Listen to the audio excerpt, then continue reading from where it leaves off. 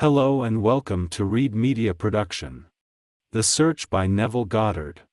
Once in an idle interval at sea, I meditated on the perfect state, and wondered what I would be, were I of too pure eyes to behold iniquity, if to me all things were pure and were I without condemnation. As I became lost in this fiery brooding, I found myself lifted above the dark environment of the senses. So intense was the feeling, I felt myself a being of fire dwelling in a body of air.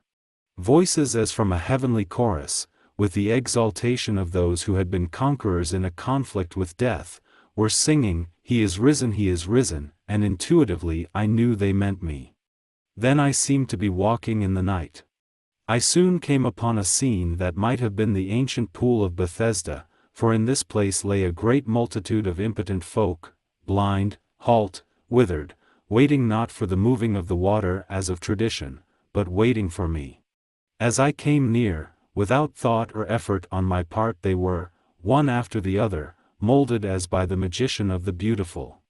Eyes, hands, feet, all missing members, were drawn from some invisible reservoir and molded in harmony with that perfection which I felt springing within me. When all were made perfect, the chorus exulted, "It is finished." Then the scene dissolved and I awoke. I know this vision was the result of my intense meditation upon the idea of perfection, for my meditations invariably bring about union with the state contemplated. I had been so completely absorbed within the idea that for a while I had become what I contemplated, and the high purpose with which I had for that moment identified myself drew the companionship of high things and fashioned the vision in harmony with my inner nature. The ideal with which we are united works by association of ideas to awaken 1,000 moods to create a drama in keeping with the central idea. I first discovered this close relationship of moods to vision when I was aged about 7. I became aware of a mysterious life quickening within me like a stormy ocean of frightening might. I always knew when I would be united with this hidden identity, for my senses were expectant on the nights of these visitations, and I knew beyond all doubt that before morning I would be alone with immensity. I so dreaded these visitations that I would lie awake until my eyes from sheer exhaustion closed. As my eyes closed in sleep, I was no longer solitary but smitten through and through with another being, and yet I knew it to be myself. It seemed older than life, yet nearer to me than my boyhood. If I tell what I discovered on these nights, I do so not to impose my ideas on others but that I may give hope to those who seek the law of life. I discovered that my expectant mood worked as a magnet to unite me with this greater me, while my fears made it appear as a stormy sea. As a boy, I conceived of this mysterious self as might, and in my union with it I felt its majesty as a stormy sea which drenched me, then rolled and tossed me as a helpless wave.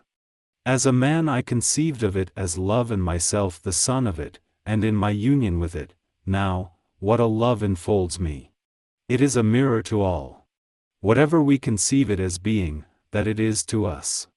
I believe it to be the center through which all the threads of the universe are drawn, therefore, I have altered my values and changed my ideas so that they now depend upon and are in harmony with this sole cause of all that is. It is to me that changeless reality which fashions circumstances in harmony with our concepts of ourselves.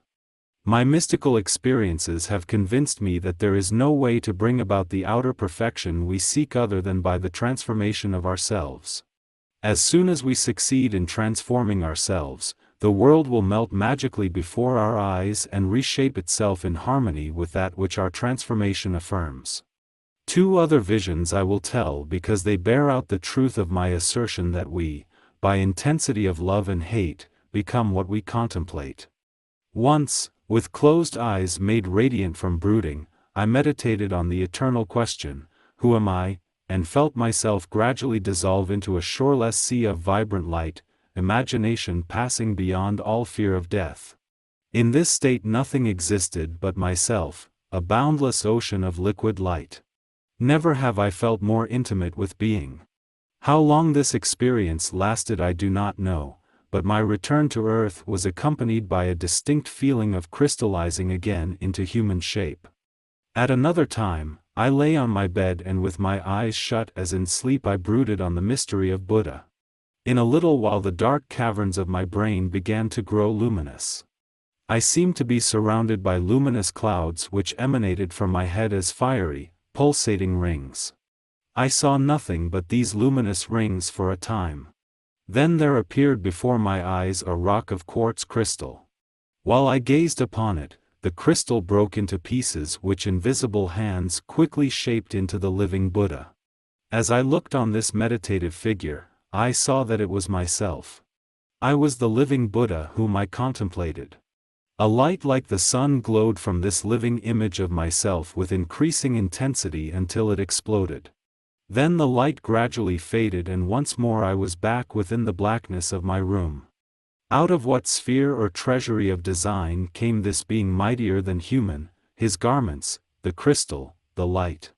If I saw, heard, and moved in a world of real beings when I seemed to myself to be walking in the night, when the lame, the halt, the blind were transformed in harmony with my inner nature, then I am justified in assuming that I have a more subtle body than the physical, a body that can be detached from the physical and used in other spheres, for to see, to hear, to move are functions of an organism however ethereal. If I brood over the alternative that my psychic experiences were self-begotten fantasy, no less am I moved to wonder at this mightier self who flashes on my mind a drama as real as those I experience when I am fully awake. On these fiery meditations I have entered again and again, and I know beyond all doubt that both assumptions are true. Housed within this form of earth is a body attuned to a world of light, and I have, by intense meditation, lifted it as with a magnet through the skull of this dark house of flesh. The first time I awoke the fires within me I thought my head would explode. There was intense vibration at the base of my skull, then sudden oblivion of all. Then I found myself clothed in a garment of light and attached by a silvery elastic cord to the slumbering body on the bed. So exalted were my feelings, I felt related to the stars. In this garment I roamed spheres more familiar than earth, but found that, as on earth, conditions were molded in harmony with my nature. Self-begotten fantasy, I hear you say. No more so than the things of earth. I am an immortal being conceiving myself as man and forming worlds in the likeness and image of my concept of self. What we imagine, that we are. By our imagination we have created this dream of life, and by our imagination we will re-enter that eternal world of light, becoming that which we were before we imagined the world. In the divine economy nothing is lost. We cannot lose anything save by descent from the sphere where the thing has its natural life.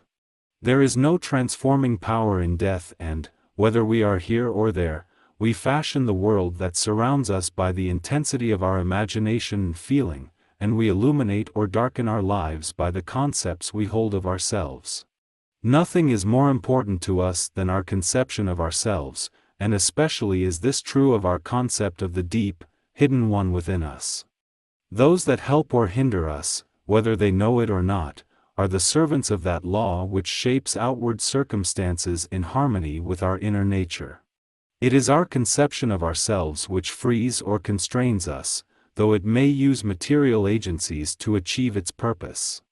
Because life molds the outer world to reflect the inner arrangement of our minds, there is no way of bringing about the outer perfection we seek other than by the transformation of ourselves. No help cometh from without, the hills to which we lift our eyes are those of an inner range. It is thus to our own consciousness that we must turn as to the only reality, the only foundation on which all phenomena can be explained. We can rely absolutely on the justice of this law to give us only that which is of the nature of ourselves. To attempt to change the world before we change our concept of ourselves is to struggle against the nature of things. There can be no outer change until there is first an inner change. As within, so without. I am not advocating philosophical indifference when I suggest that we should imagine ourselves as already that which we want to be, living in a mental atmosphere of greatness, rather than using physical means and arguments to bring about the desired change. Everything we do, unaccompanied by a change of consciousness, is but futile readjustment of surfaces. However we toil or struggle, we can receive no more than our subconscious assumptions affirm. To protest against anything which happens to us is to protest against the law of our being and our rulership over our own destiny. The circumstances of my life are too closely related to my conception of myself not to have been launched by my own spirit from some magical storehouse of my being. If there is pain to me in these happenings, I should look within myself for the cause, for I am moved here and there and made to live in a world in harmony with my concept of myself. Intense meditation brings about a union with the state contemplated, and during this union we see visions, have experiences, and behave in keeping with our change of consciousness. This shows us that a transformation of consciousness will result in a change of environment and behavior. However, our ordinary alterations of consciousness, as we pass from one state to another, are not transformations, because each of them is so rapidly succeeded by another in the reverse direction, but whenever one state grows so stable as to definitely expel its rivals, then that central habitual state defines the character and is a true transformation. To say that we are transformed means that ideas previously peripheral in our consciousness now take a central place and form the habitual center of our energy. All wars prove that violent emotions are extremely potent in precipitating mental rearrangements. Every great conflict has been followed by an era of materialism and greed in which the ideals for which the conflict ostensibly was waged are submerged. This is inevitable because war evokes hate, which impels a descent in consciousness from the plane of the ideal to the level where the conflict is waged.